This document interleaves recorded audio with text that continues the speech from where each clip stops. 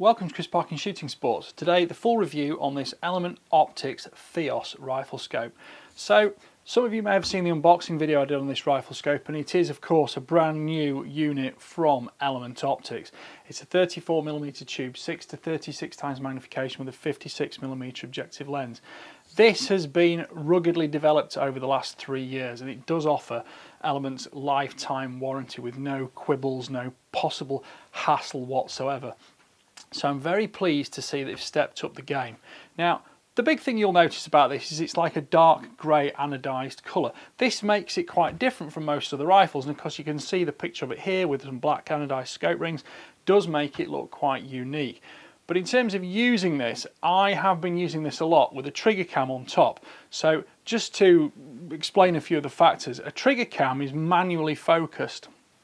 Now, as magnification changes slightly, the actual eye relief changes infinitesimally small on this rifle scope. Like every rifle scope, it changes, and the trigger cam doesn't get automatically refocused like your human eyeball does. So if you see at any time the image or the reticle slightly out of focus, it's the trigger cam, it's not the scope itself. And we'll go more into the scope's features in a minute. Trigger cams can also get nudged a little bit like that, and if they do, the image it records doesn't look quite straight. So again, blame the trigger cam, it's not the rifle scope, because with your human eyeball this thing works absolutely perfectly.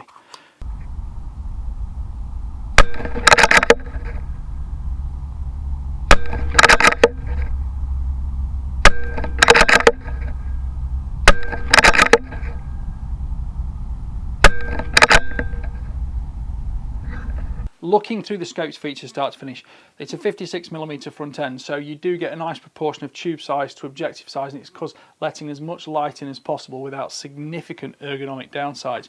You get an aperture ring that will fit in here, and also a sunshade, and you can put those in any sequence you want. The aperture ring, like any photographic aperture, controls depth of field, so if you put the aperture ring in and you don't need extreme full amounts of light, you do get a greater depth of field in focus. Again, the sunshade is basically to keep away extraneous light entering and, causing disruption to your image.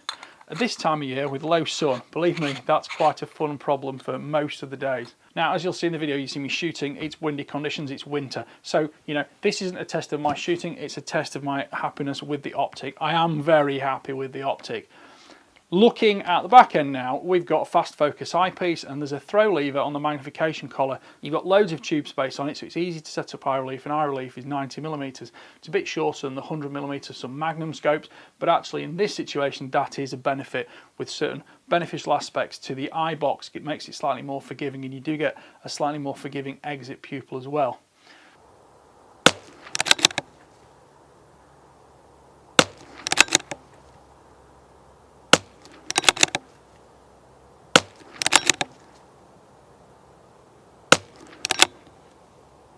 Looking at, let's do the left side first. The illumination control is a push button here. Of course, being a push button, it means you're not accidentally changing illumination when you're trying to change parallax control there.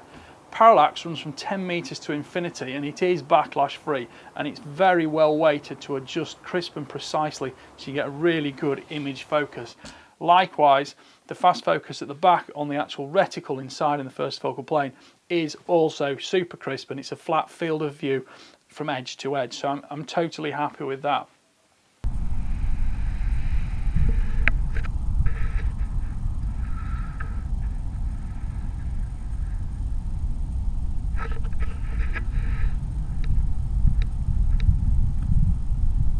Now the turret has a totally new mechanical design from Element, and I love the fact it's got this little quirky rotation indicator on the back.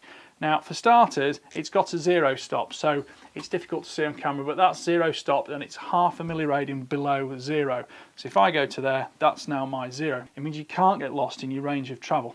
Now as that goes round through the first rotation, that little lever there, you can just see it there, flicks, and it says rotation 2 on the back, which is very, very funky actually. Of course, it's all visible from the shooting position along with a marker for actual setting on the scope. Now, one thing most scopes have is adjustable zero. So, you adjust the rifle scope, you zero it as normal, then you change the turret so it marks that zero position. Most of them need Allen keys or other tools, not so with the Element.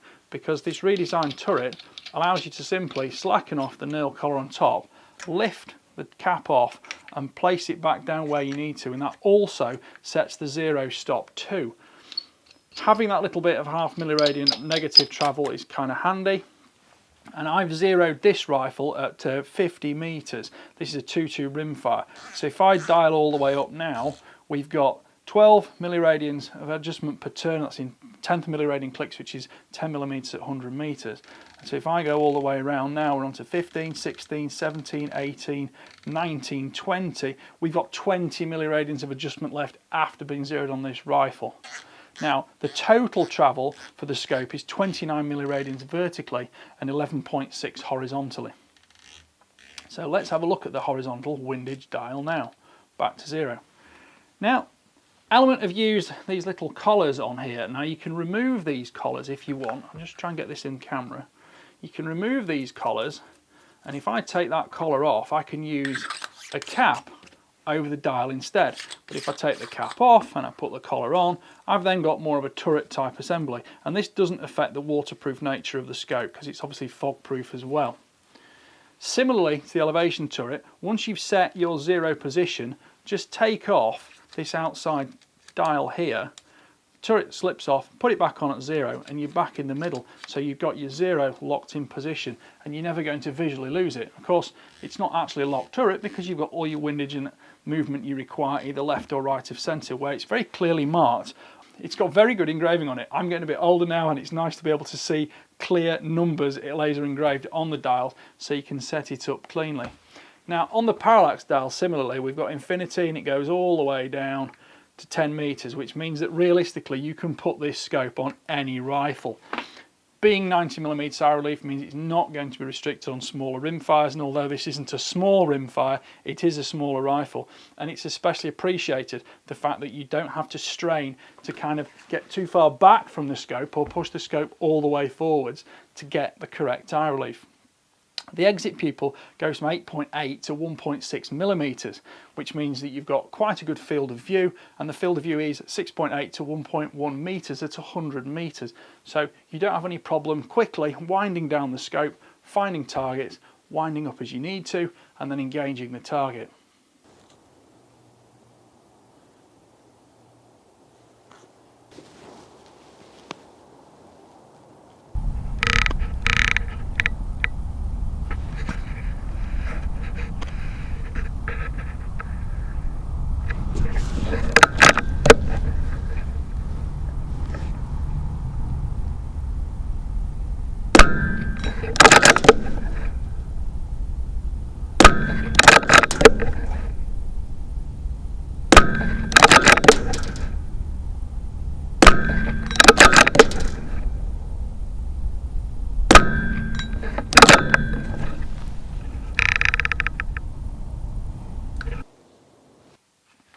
Having the reticle in the first focal plane means that your dial corrections match the reticle exactly.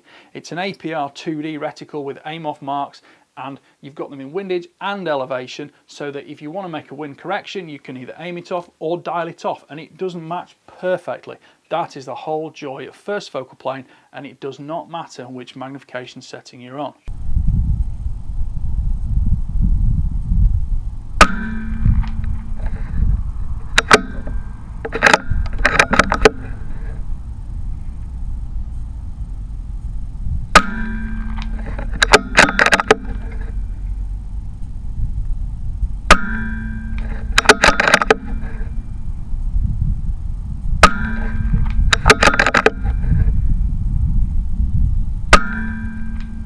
The zoom collar is nailed for control, so it's very easy to use, and of course you can add the throw lever in here, nip that in place, and that does make it a little bit quicker. Of course, with the trigger cam on top, I was a little bit more restricted in my access to the scope, but in normal use without a trigger cam, it's a very, very nice scope to use. All the controls are well weighted, there's no perception of any internal mechanical movement, and there's certainly no grittiness or grinding. Everything moves silently, other than the clicks, and on some of the video footage you'll hear the clicks, which are beautifully tactile and audible. So I can dial on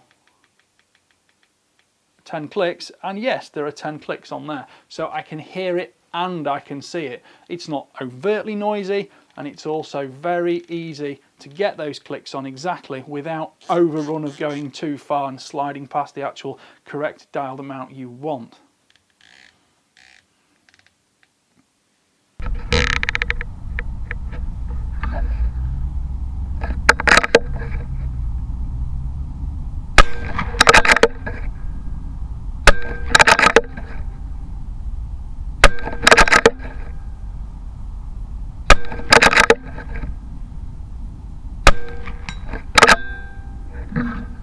The APR 2D reticle focuses clearly with a fast focus eyepiece. It isn't too busy, the whole upper section of it is clear, so you can see bullet splash if you're watching for another shooter, for example, and it's not interfering with the other aim over marks and numbers on your reticle.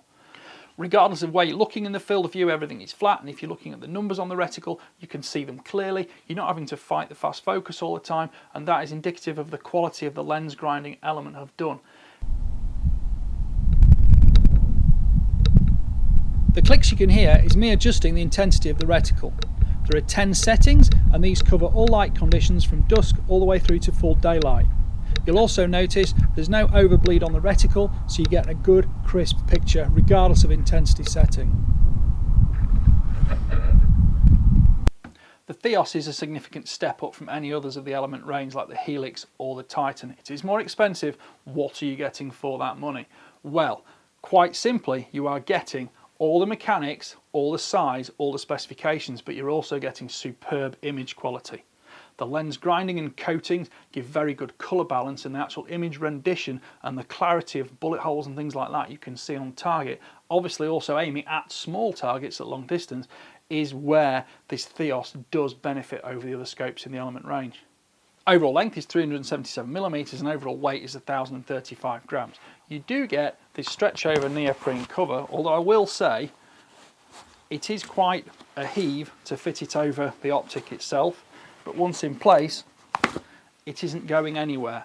As well as the optic, this actually does protect the other rifles in your cabinet as well, because all these turrets on the side, you know, they're hard anodized aluminium, they are hard material, they will scratch wood, they'll scratch plastic, and of course having this neoprene over the top protects them as well as protecting your scope inside here.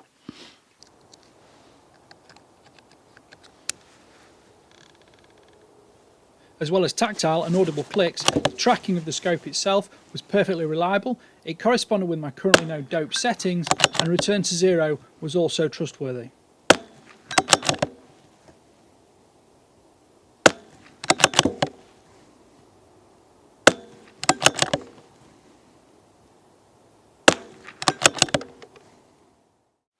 Well, thank you for watching. Please like, subscribe, comment, and don't forget to click the notification bell to keep track of the weekly uploads.